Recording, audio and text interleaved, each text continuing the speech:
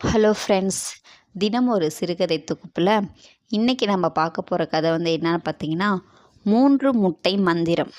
வாங்க ஃப்ரெண்ட்ஸ், கதைக்குள்ளே போகலாம். நெல்லைபுரி என்ற ஒரு நாட்டை வந்து திருவேங்கடம் என்கின்ற ஒரு அரசரை வந்து ஆண்டுட்டு வந்தார். அந்த அரசர் வந்து பார்த்தீங்க அப்படின்னா, நல்லா ஆட்சி செஞ்சு நிறையா வந்து நாடுகளை வந்து அவர் கைப்பற்றி நல்ல ஒரு பெரிய ராஜ்யத்தை அவர் வந்து உருவாக்கி வச்சுருந்தார். அதனால் அந்த ராஜ்யத்தில் வந்துட்டு பார்த்திங்க அப்படின்னா, அவர் வந்து நிறைய நாட்டை கைப்பற்றி வச்சுருந்ததுனால அந்தோட அரசர்களும் வந்துட்டு இவர் கைப்பற்றதுனால இவருக்கு கீழே தானே அவங்க அடிமையாக இருப்பாங்க. அதனால் அவங்க எல்லாம் முடிவு செஞ்சு என்ன செஞ்சாங்க அப்படின்னா, எப்படியாச்சும் நம்ம ஒரு திட்டம் போட்டு இந்த திருவேங்கடத்தை வந்து நம்ம வந்து எப்படியாச்சும் அவனை வந்து நம்ம வந்து கொலை பண்ணணும். ஆனால் நம்மளுடைய வீரமும் விவேகமும் வந்துட்டு அங்கே வந்து வேலைக்கு ஆகாது. ஏன்னா திருவேங்கடம் வந்து மிகவும் வலிமையானவன். போர் செய்கிறதுல வந்துட்டு அவனை அடிச்சுக்க ஆள் வேறு யாருமே இல்லை. அந்த அளவுக்கு நேர்த்தியான போர் திறமை வந்து கொண்டவன். அவன்கிட்ட இருக்க தளபதியாகட்டும், போர் கருவிகள், போர் செய்யக்கூடிய விலங்குகள் எல்லாத்துக்குமே நல்ல பயிற்சி கொடுத்து நல்லபடியாக வந்து அவன் ஆட்சி செஞ்சுட்டு வந்திருந்தான்.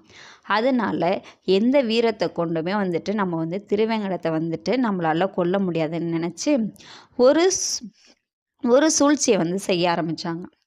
அந்த திருவேங்கடம் வந்து எந்தெந்த நாட்டெல்லாம் வந்துட்டு கைப்பற்றி அவங்களுக்கு கீழே ஆண்டுட்டு வந்தானோ அந்த அரசர்கள்லாம் முடிவெடுத்தாங்க, நம்ம மாதம் ஒரு முறை வந்து திருவேங்கடத்தை வந்து பார்த்து அவரை வந்து புகழ்ச்சி மலையிலேருந்து நனைய வச்சு அவரை வந்து நம்ம வந்து மதுக்கு வந்துட்டு நம்ம வந்து அடிமைப்படுத்துகிறோம் அப்படின்னு சொல்லி பேசி முடிவெடுத்தாங்க.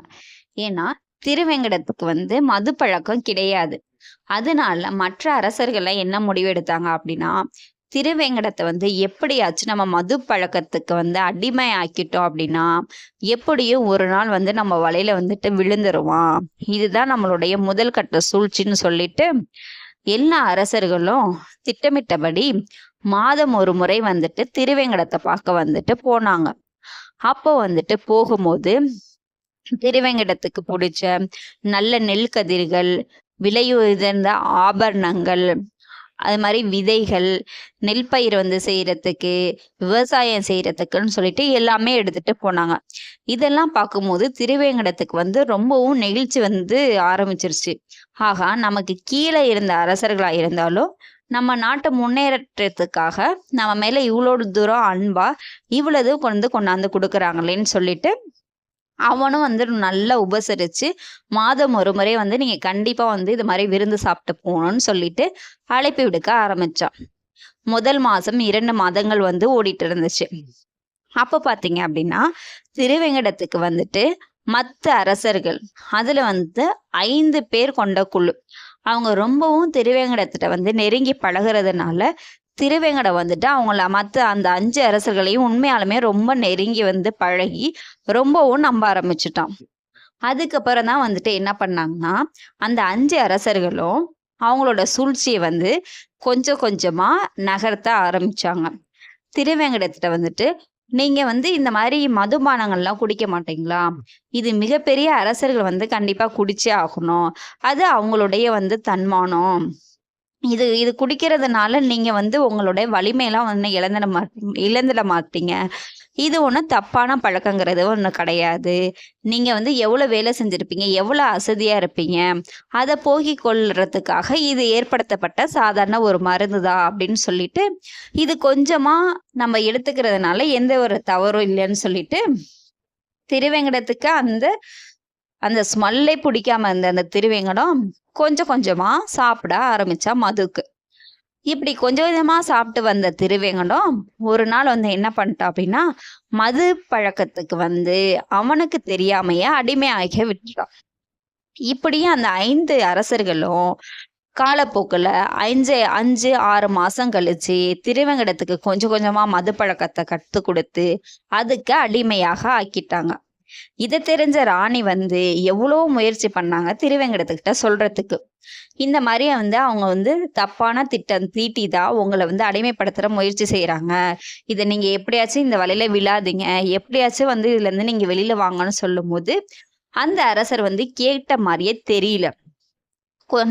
நாள் போக்குல வந்து பார்த்தீங்க அப்படின்னா, திருவேங்கட வந்து முழு மதுவுக்கே வந்துட்டு அடிமையாகிக்கிட்டாரு.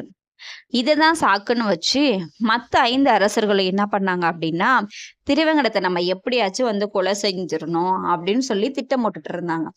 இதுக்கிடையில பார்த்தீங்க அப்படின்னா, திருவேங்கடத்துக்கு ஆனந்தன் சொல்லிட்டு ஒரு மகன் வந்து இருந்தான்.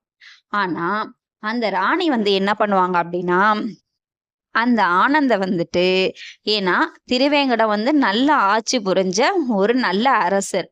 ஆனா, அவர் வந்து தப்பான ஒரு நண்பர்களால மதுவுக்கு அடிமையாகி, தன்னுடைய நாட்டு மக்களையும் பாதுகாக்காம, இந்த மாரி ஒரு தப்பான விஷயம் வந்து செஞ்சுட்டு இருக்கிறதுனால, தன்னுடைய மகன வந்துட்டு அவங்க அப்பா அறைக்கோ, அவங்க அப்பா பார்க்குறதுக்கோ வந்து அலோ பண்ணவே மாட்டாங்க. ஏன்னா, ஆனந்த் வந்து அப்பதான் வந்து இளம் வயத தாண்டி ஒரு பருவ நிலைக்கு வந்து வந்துருந்தான். அதனால இப்போ வந்து தன் மகன வந்து தன் அப்பாவ பார்க்க அனுமதிச்சோம் அப்படின்னா, அவன் ஆழ் மனசுல வந்து என்ன தோணும் அப்படின்னா, மிகப்பெரிய அரசர்கள் தான் இப்படிதான் இருப்பாங்க போல அப்படின்னு சொல்லி நெனச்சு, அவனும் தன் அப்பா போக்கிலே போயி தவறான வழியில போயிற நேரம், இவனையும் அந்த 5 அரசர்கள் வந்து தப்பா யூஸ் பண்ணி இவனையும் வந்து கொலை செய்யக்கூட நேரிடும். அப்படிங்கிறதுனால அந்த அரசி வந்து என்ன பண்ணாங்க அப்படின்னா, திருவேங்கடத்துக்கும், அவங்க 5 நண்பர்களுக்கும் தெரியாம தான் வந்துட்டு, அவங்க பையன் வந்து வளர்ந்தான். காலப்போக்கில வந்துட்டு பார்த்தீங்க அப்படின்னா, திருவேங்கடம் வந்துட்டு அதிக மது போதையால உயிரிழந்துட்டாரு. உயிரிழந்ததுனால, அந்த 5 நண்பர்களும் சூழ்நிலை வரும்போது எப்படியாச்சும் இந்த நாட்ட வந்து நம்ம கைப்பற்றிடணும் அப்படின்னு சொல்லிட்டு, சந்தர்ப்பம் வரும்னு சொல்லிட்டு அவங்க வந்து அமைதியா இருந்தாங்க. இதுக்கிடையில வந்துட்டு இந்த ராணி வந்து என்ன பண்ணாங்க அப்படின்னா, அந்த இளவரசர வந்துட்டு, இவன வந்து எப்படியாச்சும் வந்துட்டு நல்ல ஒரு நண்பன வந்து இவன தேர்ந்தெடுக்க வைக்கணும்னு நெனச்சு, அவன்ட்ட வந்துட்டு என்ன சொல்லுவாங்க அப்படின்னா, "நீ யார்யார்ட்டலாம் நண்பனா நெருங்கி பழகுறியோ, அவங்கள வந்து பழகும்போது இந்த 3 முட்டைய வந்து நீ வந்து அவங்க கிட்ட குடு. குடுத்துட்டு, இந்த அவிச்ச முட்டைய அவங்க சாப்பிடும்போது என்ன சொல்றாங்கன்னு சொல்லிட்டு என்கிட்ட வந்து சொல்லு. அதுக்கப்புறம் நீ வந்து அவங்க கூட வந்து நண்பரா இருக்க முடியுமா, முடியாதான்னு சொல்லிட்டு நான் சொல்றேன்." அப்படின்னு சொல்லி அவங்க அம்மா சொல்லுவாங்க. அந்த இளவரசரும் வந்து வந்து என்னான்னு பார்த்தீங்க அப்படின்னா, ரொம்பவே நல்ல போர்லயும் சரி, ராஜதந்திரத்திலயும் சரி, நல்ல ஒரு சிறந்து விளங்குவான் அவன். அந்த இளவரசருக்கான என்னென்ன வந்து தகுதி இருக்கோ, அத்தனையும் அவன் வந்து சின்ன வயசுலயே வந்துட்டு கத்துக்கிட்டான். ஏன்னா, இளவரசி வந்துட்டு எப்படியும் வந்து ராஜா அப்படி இருக்கிறதுனால, தன்னோட பையன வந்துட்டு நல்ல ஒரு ராஜாவாக்கணும் அப்படின்னு சொல்லிட்டு, என்னென்ன வந்து கலைகள் இருக்கோ, எல்லா கலைகளையுமே தன் இளவரசனுக்கு வந்துட்டு சின்ன வயசுலயே வந்துட்டு அவங்க வந்துட்டு எல்லாமே வந்துட்டு அவங்க கத்துக் குடுத்துருப்பாங்க.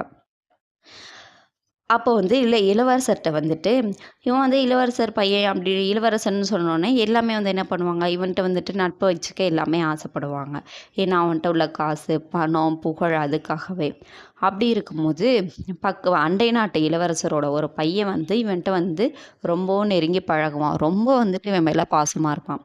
ஸோ, இவன் வந்து அடிக்கடி அவன் கூட விளாட்றது, இதே மாதிரியே வந்து இந்த இளவரசர் வந்து பண்ணிகிட்டு இருந்தார். அப்போ தான் அவங்களுக்கு வந்து தோணுச்சு, நம்ம அம்மா சொன்ன மாதிரி இந்த 3 முட்டையை வந்து அவங்கக்கிட்ட கொடுப்போம், அவன் என்ன பண்ணுறான்னு பார்ப்போம் அப்படின்னு சொல்லிட்டு. அந்த அவிச்ச முட்டை 3யும் எடுத்து இவங்கக்கிட்ட வந்து கொடுப்பான். அந்த இளவரசரோட அந்த அண்டை நாட்டு இளவரசரோட அந்த பையன் வந்து என்ன பண்ணுவான் அப்படின்னா, ஒரு அவிச்ச முட்டை மட்டும் இவன் வந்து எடுத்து சாப்பிட்டு, மிச்ச 2 வந்து இளவரசர்கிட்டே வந்து கொடுத்துருவான். இத போய் அவங்க அம்மாட்ட வந்து சொல்லுவான். சொல்லும்போது அவங்க அம்மா என்ன சொல்லுவாங்க அப்படின்னா, "ஒரு முட்டைய மட்டும் அவன் சாப்பிட்டுட்டு, மத்த 2யும் உனக்கு குடுக்குறான் அப்படின்னா, அதாவது உன் மேல அவனுக்கு வந்து உண்மையான பாசமே கிடையாது. நீ வந்து அவன வந்து புகழணும். அப்போ அவன்ட்ட இருக்கிறது உண்மையான பாசம் கிடையாது. இவனோட வந்து நட்பே வந்து உனக்கு தேவையில்ல. உன்கிட்ட 2 முட்டைய குடுத்ததுனால, நீ வந்து அவன வந்து புகழணும்.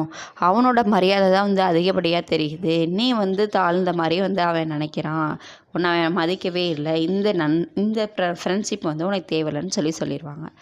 அப்புறம் வந்துட்டு பார்த்தீங்க அப்படின்னா, இன்னொரு படைத்தளபதியில வந்துட்டு ஒரு அரசன் வந்து இருப்பான்.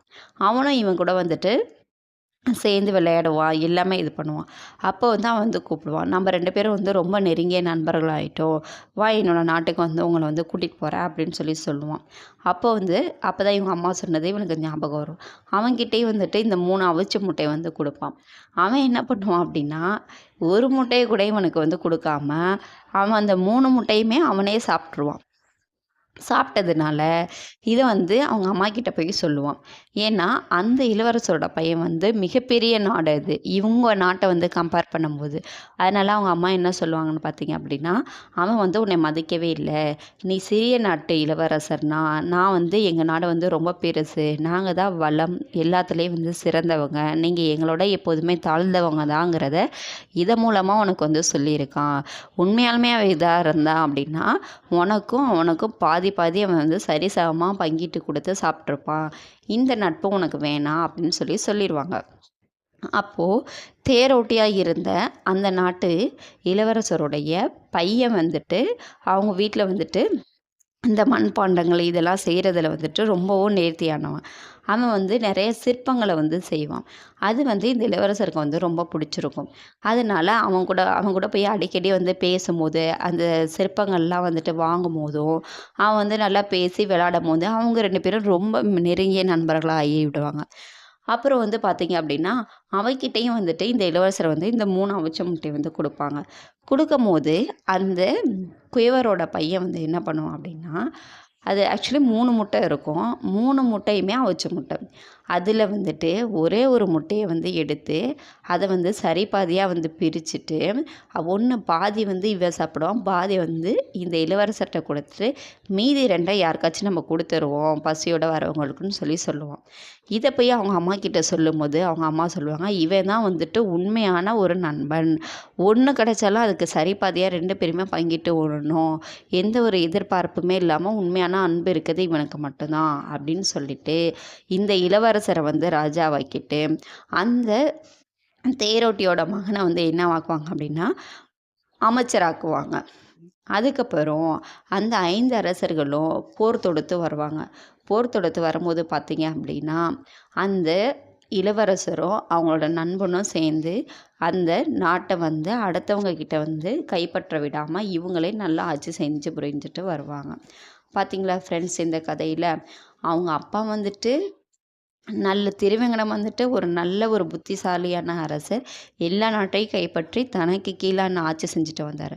ஆனா, ஒரு நல்ல நண்பன் இல்லாதனால, வெகு விரைவிலே வந்துட்டு அவர் எல்லாத்தையுமே இழந்து வந்துட்டு இறந்து வந்து போயிட்டாரு. நம்ம கூட இருக்கவங்க நல்ல நண்பர்களா இருந்தா தான் நம்மளும் வாழ்க்கையில வந்து முன்னேற முடியும். இந்த கதை உங்களுக்கு பிடிச்சிருந்துச்சுன்னா, லைக் பண்ணுங்க, சப்ஸ்கிரைப் பண்ணுங்க. Thank you friends.